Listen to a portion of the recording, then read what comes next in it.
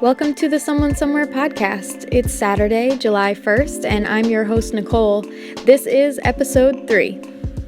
Lead has been a topic that has been fascinating to me for some time because of the connection to my urban farm initiatives. While I was living in Brooklyn, I found out that while I was trying to farm in my backyard, that it had 986 parts per million lead.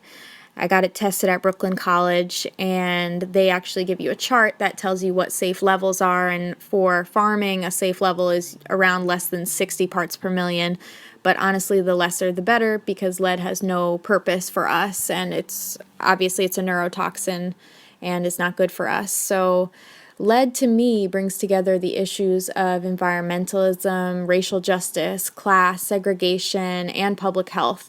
So I want to talk about what I've learned concerning the history of lead and also the history of industrial pollution, because we would not have widespread lead contamination if it was not for a collusion between the government and General Motors, as well as a few other industrial giants like DuPont, Sherwin-Williams, and Union Carbide, which you may remember from the Bhopal disaster.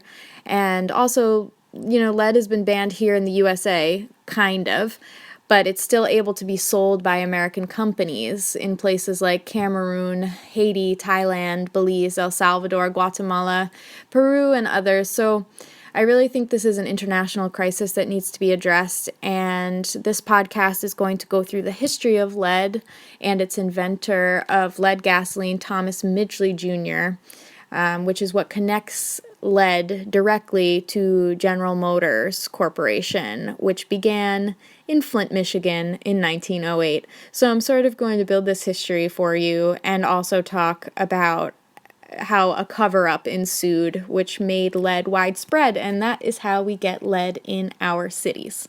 So let's get into it.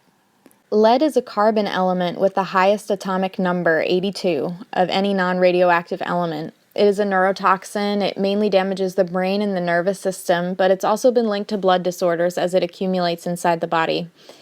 It has been extracted and used for thousands of years by many different peoples for many different things. Some of those include writing and drawing materials, currency, and even the Roman aqueduct system. And this is because it was one of the first easily smelted metals. Ancient botanists and physicians also remarked on its harmful effects to the mind, but it isn't until the Industrial Revolution that lead production rates rise higher than these uses of antiquity. And actually by 1900, the United States becomes the world leader in lead extraction, shifting from Britain. So in this way, I see American industry as inextricably tied to unearthing lead and also finding a way to monetize lead quickly. The demand was manufactured mostly for plumbing, painting, and leaded gasoline. At the turn of the 20th century, many accidents were taking the lives of industrial workers, like those who built skyscrapers, railroads, worked in mines, or tunneled through rocks to build subways and water tunnels. Much attention was paid to industrial accidents that took an immediate toll, but there were also a few industrial toxins like lead, mercury, and phosphorus which had acute symptoms and caused chronic disabilities, so they became the focus of intense reform efforts in the early 1900s. It is often obscured when we talk about lead today that there was no knowledge or basis of knowledge that there was anything wrong with lead before it was banned. And what I'm trying to educate people about is that there were actually many industrial hygienists, managers, and physicians that were taking meaningful steps to protect the workforce from lead and paint in the 1920s and teens. So there was actually a lot of reform beginning to take hold, and right at that time is where ethyl lead being added to gasoline happens, and everything changes from that point. Enter Thomas Midgley Jr. In the early 20th century, a number of different automobile fuels were being tested, including gasoline, ethanol, alcohol, and various blends of these and other fuels, and they were competing in a wide open market. They were trying to make cars run faster and make them more powerful, so they were experimenting with different types of fuel. Now, alcohol and ethanol blends were the first fuels that were capable of providing power to these new engines, which demanded high octane. However, the advantage of these fuels were that they were renewable and non-polluting. So these advantages that we would think are advantages were actually working against General Motors because it had a direct relationship with the DuPont company and the petrochemical industry in general. So they were seeking to develop a fuel that they could patent and profit from. And that is where Thomas Midgley Jr. comes in, because he starts working for General Motors in 1916. By 1922, he had invented tetraethyl lead, and he had invented it at the General Motors Research Laboratory in Dayton, Ohio. Now, this promised to raise the compression at which gasoline burned, and that eliminated the engine knock that decreased power. General Motors quickly contracted with DuPont and Standard Oil of New Jersey to produce tetraethyl lead. Ethyl was the brand name for leaded gas, that is, gasoline containing the additive tetraethyl lead, and was placed on sale in test markets February 1st of 1923.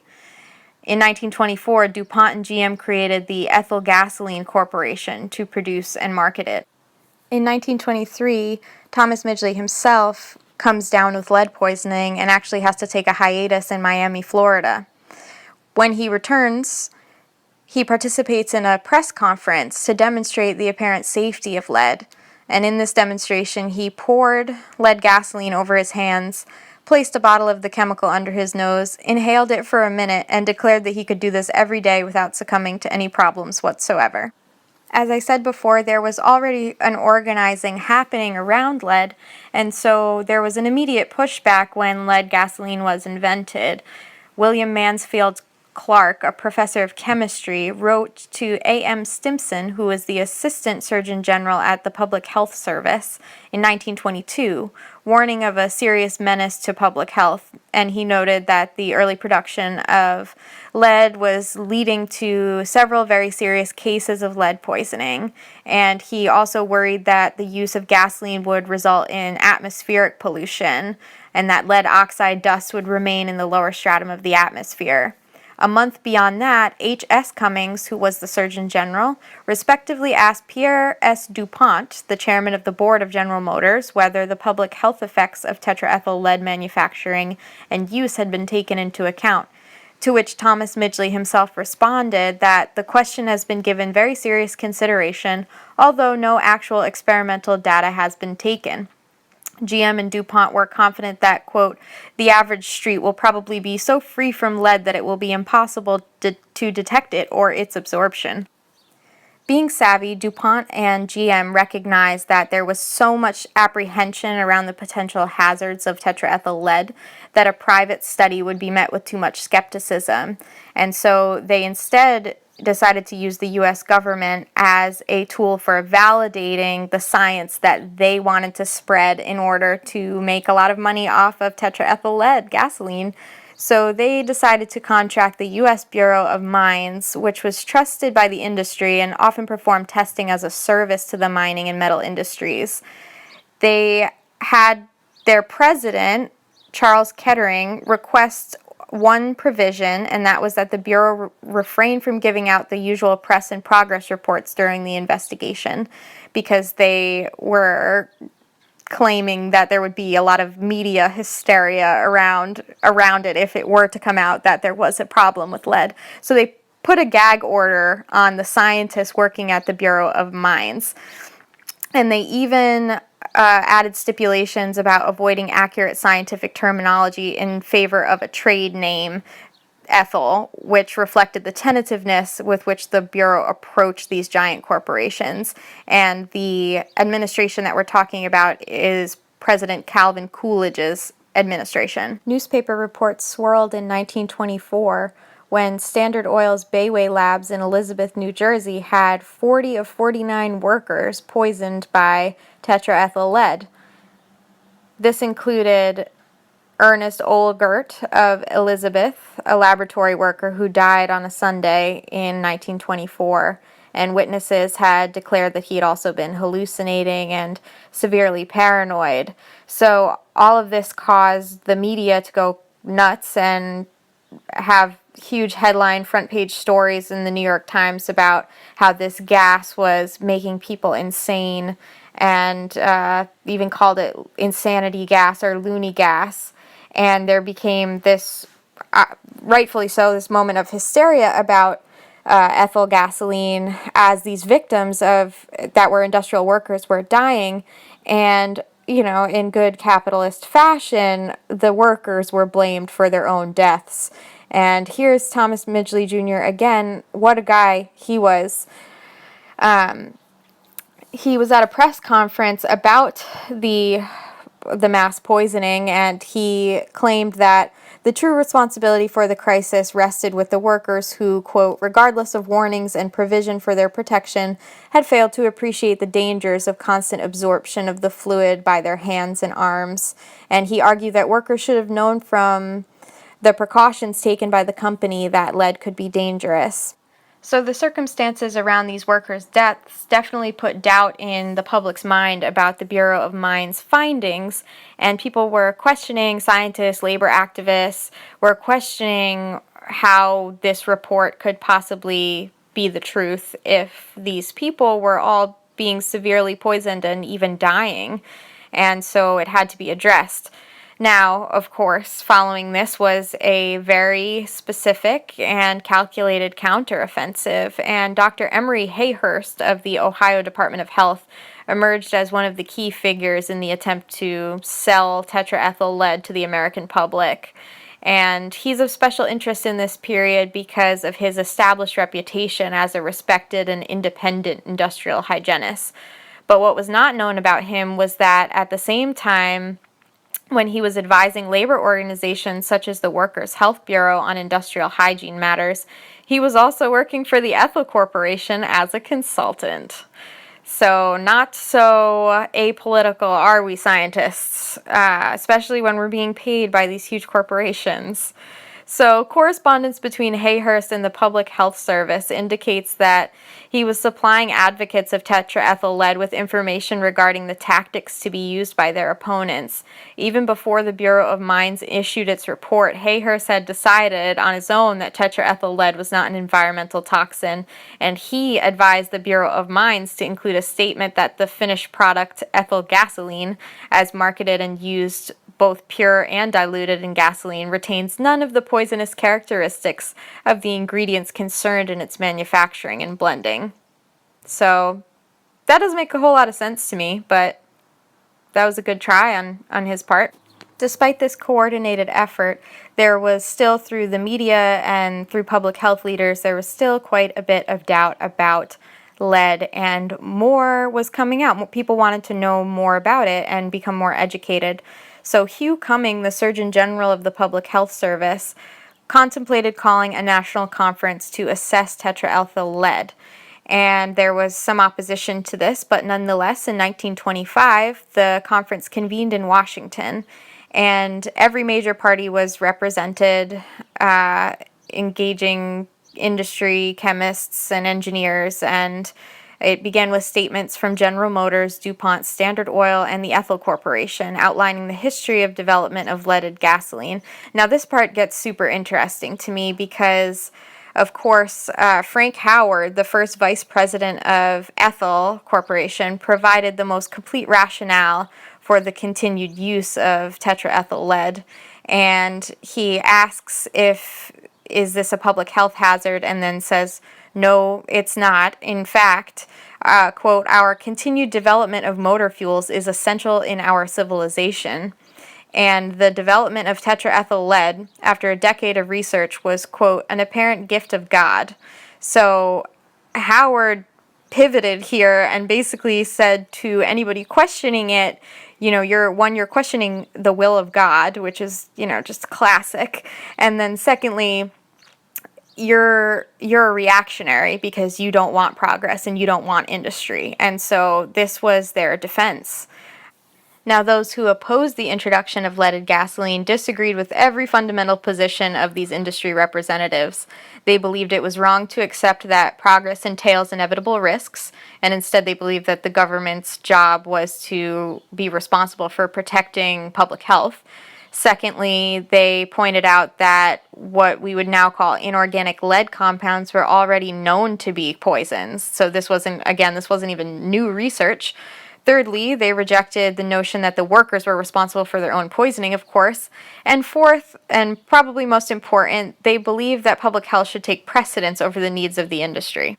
Dr. Yandell Henderson, a Yale psychologist, emerged as one of the strongest critics of the industry, telling the people in a press conference that lead was a public menace and a serious infectious disease infecting the nation's health. And he was completely horrified that thousands of pounds of lead would be deposited every year in the streets of every major city in America. And, quote, the conditions will grow worse so gradually and the development of lead poisoning will become so insidious that lead gasoline will be in nearly universal use and large numbers of cars will have been sold before the public and government awaken to the situation.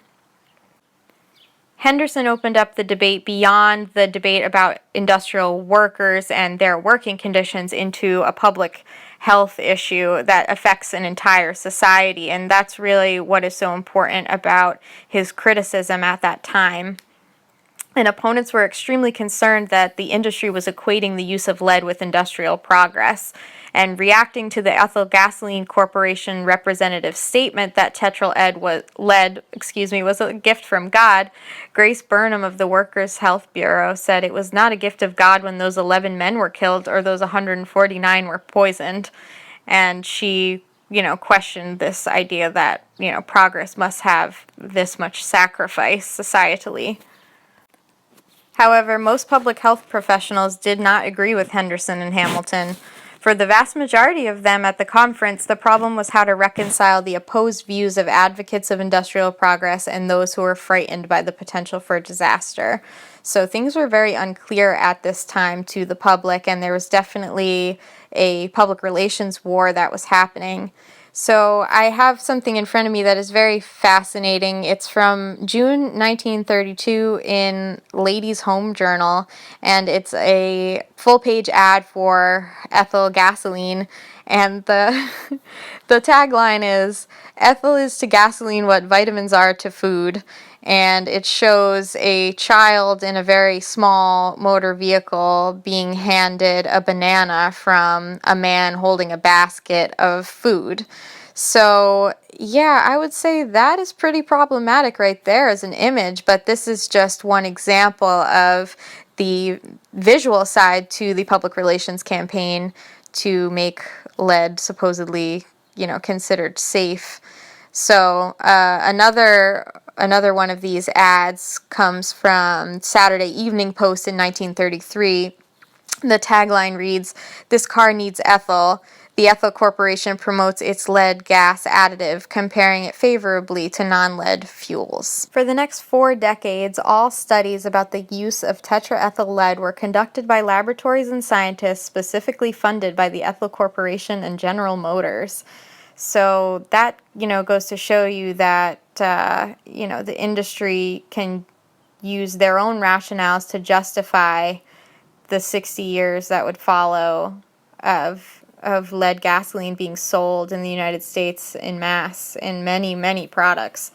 And this is an unfortunate testament to the power that industry holds when there's a profit to be turned, and also, in a way, how corporations control the government, and that it's not actually a process of accountability by these corporations, but rather that these corporations are funding the research that they want to see disseminated to the public. And I think that when it comes to lead, this is something that we need to get to the core of every time that we talk about it, that it's not an isolated incident, it's not an isolated city, it's actually a coordinated effort that took almost 100 years to really bury, and eventually, they would lose that fight when in the 80s there starts to be some serious backlash to lead gasoline, and in 1986 it's federally banned. But by this time, 68 million people, especially children, have already been exposed by that time. So very, very heavy stuff here that we're talking about. Now let's go back to Flint for a second. General Motors Corporation begins in Flint in 1908, and between the years of 1919 and 1928, Many historic buildings were built right along the Flint River, and not just General Motors, but many of its suppliers also put their industry along the river, and decades of industrial dumping by GM and its suppliers is what caused the Flint River to become polluted. So that is an environmental contamination that has existed since tetraethyl lead was invented and used by General Motors for gasoline, for car paint, for as a use as a raw material. So I think that when we talk about what happened with Flint and them deciding to buy water from Detroit, that is because of an environmental contamination that is nearly a century long. So that is not something that began with the governor, although he is someone that was clearly criminally negligent and should be fired and should be held to the highest extent of the law. But really what I'm trying to say with this history is that there is really a historical echo happening. Actually, in 1937, there was a strike by auto workers in Flint, and for 44 days, hundreds of workers occupied the factory buildings. They were even opposed by the National Guard and police. GM tried at that time not only to defeat the workers, but also the environment by breaking up the workers' strike. So this really brings me to the point that science is definitely political, and it's definitely influenced by politics and, of course, by capitalism, which is the system of production that we currently have and had during the invention of tetraethyl lead. And I think it's really interesting in this story, the scientists and public officials that opposed lead versus those that supported it, and how that played out. For instance, Herbert Needleman, this is in the 70s now, was publishing research about lead, and the National Institute of Health actually charged him with scientific misconduct. Whereas in contrast, in 1941, the American Chemical Society gave Thomas Midgley Jr. its highest award, the Priestley Medal, and this was followed by the Willard Gibbs Award in 1942. And he also held 2 honorary degrees and was elected to the United States National Academy of Sciences, and in 1944 he was elected president and chairman of the American Chemical Society.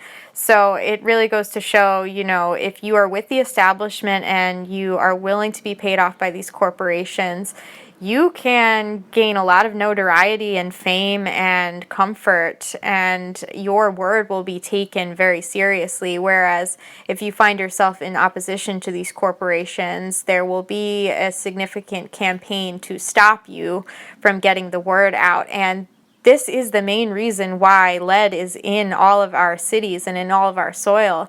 It's because we could not fight the PR campaign that was GM, DuPont, and the Ethel Corporation. And I should also say that Standard Oil is now ExxonMobil. So really we're still talking about the same giants. And they are the ones that are responsible for this century of industrial waste that we have. And they're also conveniently left out of the narrative about lead, and that's something that I find so surprising.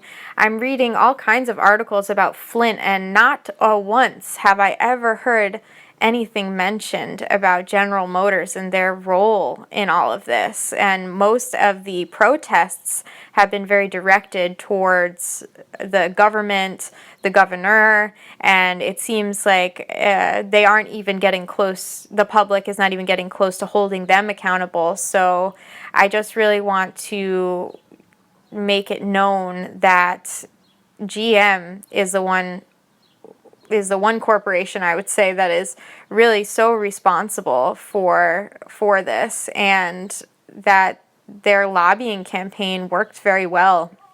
But now we as the public are the ones who have to deal with the healthcare costs associated with this, and we have to deal with the effects that it's had on children and brain development, and how that really impacts us all on a societal level. And then, of course, who's being impacted the most but Black and brown children, because they're the ones that are most likely to live in these industrial contaminated areas. So they are the ones that are going to be the most impacted and are also the most underrepresented and flat out the least valued in our society. And there's definitely something wrong with that. If this was occurring in other neighborhoods that had primarily white populations, this entire story would be told very differently. And I'm absolutely sure of that. So, all in all, this is the foundation to understanding lead and how it ended up in our society, and now we have to deal with what we do next. And one last thing about Thomas Midgley Jr. is that I find this man, first of all, okay, he created lead gasoline.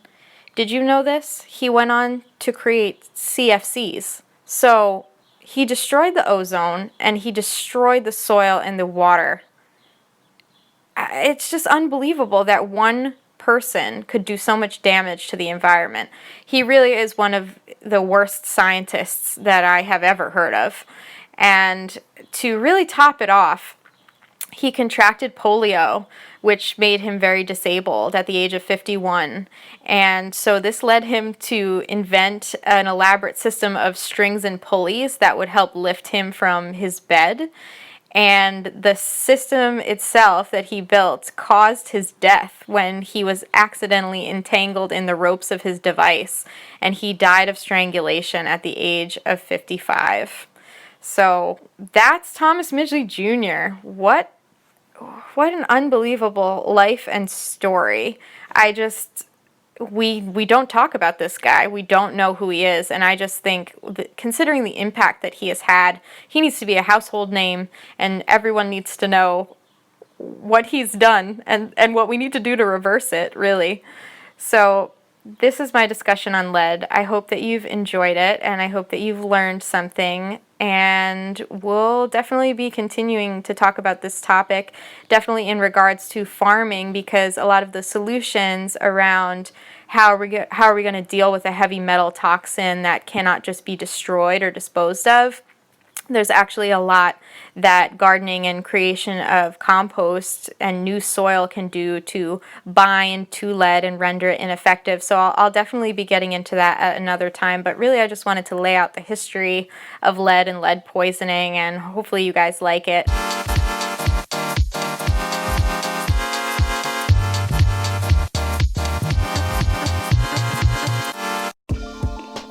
As always, thanks for listening. If you like the show, share it with someone you love. This concludes episode 3 of the Someone Somewhere podcast. Until next time, be well.